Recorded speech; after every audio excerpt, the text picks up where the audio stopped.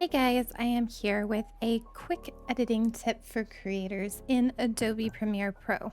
I am using the 2023 version, so things might look a little different if you're not, so bear that in mind.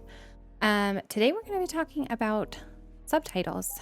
I myself learned how to do this because I kept seeing people with these fantastic edited videos with subtitles, and I sat here and I thought, wow, they take a lot of time to put subtitles on their video.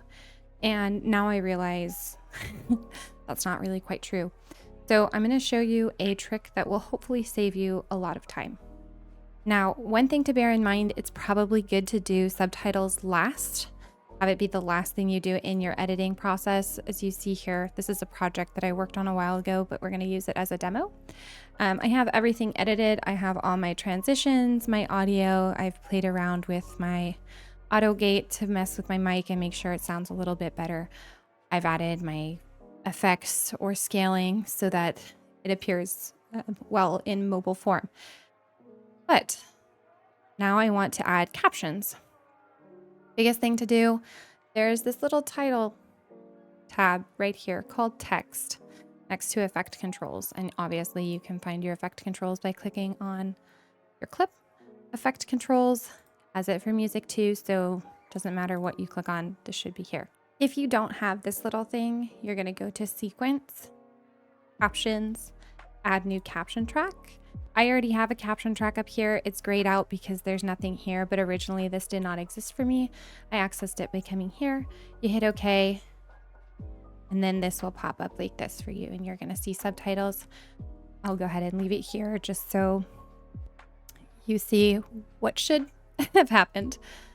And then you're going to come here to transcript. Once you're on transcript, you're gonna hit transcribe sequence. You can pick which audio track if you have multiple. This is great for if you have like a game background music and or talking that might have some voice lines in it. You can negate this by making sure your microphone is on one audio track, and you can just transcribe that one. You don't want to separate the speakers.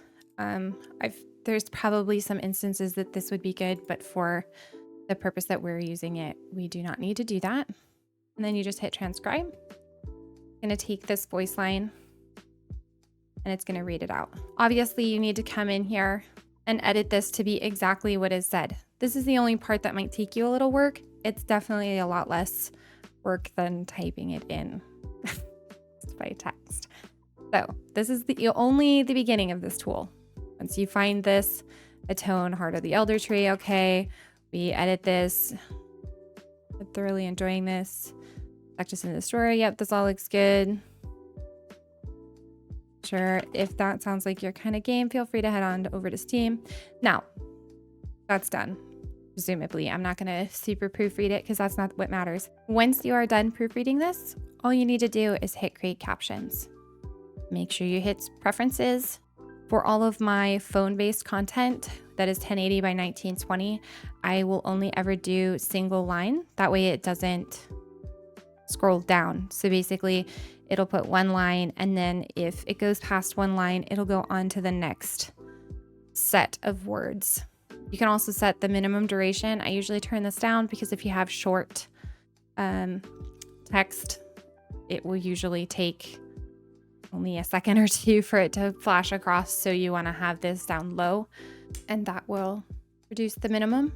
Maximum length and characters. So say you only want for who knows what reason, only 20, you can do that, or you can set it up really high to 72 characters. So remember, that's not words, it's characters. So every letter is a character, including spaces, exclamation marks, and all apostrophe stuff. Anyway, after you figure out what this is, I usually set it to 38 for phone content. Style, if you have any styles saved, we can talk about that another time. Gaps between captions and frames, I like to put 1 frame gap. It just means that you won't have them right next to each other, and you can always change this to whatever your preferences is, but that is mine. Then you just hit create captions.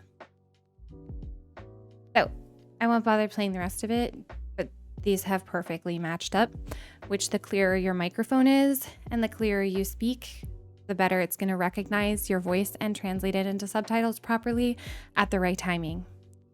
You will probably have to adjust one or two of these timing wise. Just always proof it. But again, this is a whole lot easier than putting each one in individually.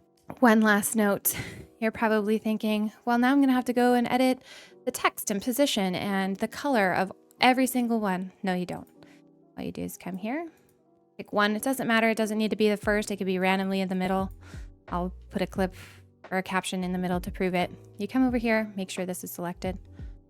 Pick whatever font you want. I like using Proxima because it's really close to TikTok's normal one, so it blends with the kind of trend of the platform.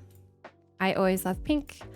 I like pink as a color, but mainly because if I'm talking in a game, then you know it's me if you're just watching without audio, and then we use blue for deke. So I like to do that. I have a slight shadow. I honestly kind of like a light stroke as well. Turn it down to maybe 3. Wham, bam, thank you, ma'am. See how my stuff is altered because I rose it and lowered it. I like to keep this one perfectly center. If you are making content for a viewing platform, your text should always realistically, at least subtitle form, be directly center. That way their eyes can view what's going on. I like to put it a little bit perfectly center in between this part so it's easily readable. If any point your vertical is really only what you want to change, which is up and down, obviously. Horizontal, if you see that change, just set it back to 0 and it'll auto center it. After you've done that, you're thinking, I have to do that for every single one? No. Create a style right here. Pink, name it whatever you want. There's a little button here that says push to track or style. Hit all this, all captions on track. Okay. If you want to have multiple subtitles with different colors, there's no real way to automate that or switch between the styles. If you switch the track style, it switches it for the entire track. If, however, you click on the caption itself and then click on it here, all you need to do is come to the fill and change it to whatever color you want. And that will save it for only that caption track. The thing that we like to do a lot too is to put emphasis on certain words by changing the color. So you might come into this track and it makes it more readable if you change the color.